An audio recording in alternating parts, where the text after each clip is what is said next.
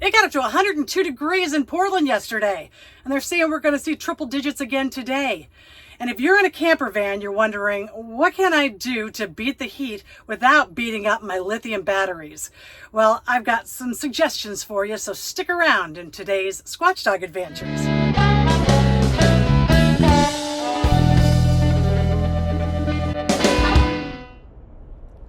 When the sun's beating down on you, escaping the heat can feel impossible, especially in a metal camper van.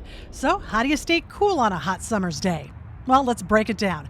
First things first. If you can, park under a nice shady tree and make sure your largest windows aren't facing the sun. This can significantly reduce the heat in your van. But sometimes shade just isn't always an option, and that's when insulation comes in.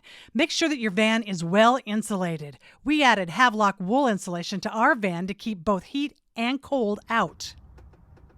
We also installed blackout curtains up front and keep the windows and shades closed during the hottest parts of the day. At night, we reopen these windows and then turn on our Max Air fan to pull any remaining hot air out.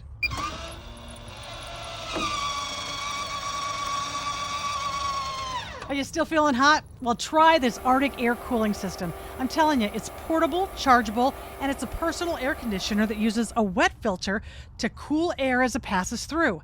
There's no cords needed. All you have to do is pour in the water and you got a refreshing breeze.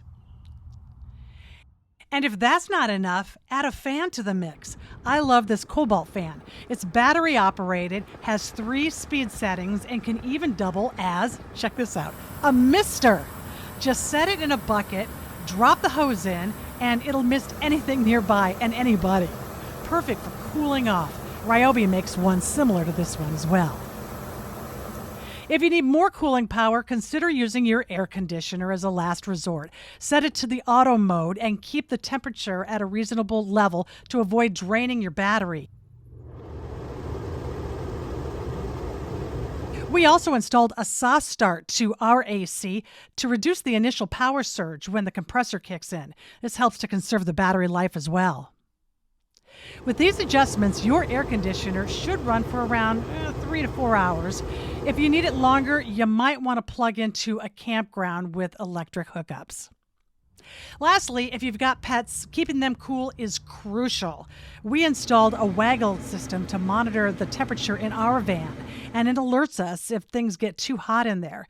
Peace of mind for when we need to keep Riker behind. Well, we sure hope this video is keeping you cool. If so, please like and subscribe to our channel. It would mean a lot to us. Not only do we do videos like this one, but we also do some DIY videos for your camper van and a lot of travel videos as well. So please check out the rest of our YouTube channel. But in the meantime, happy trails.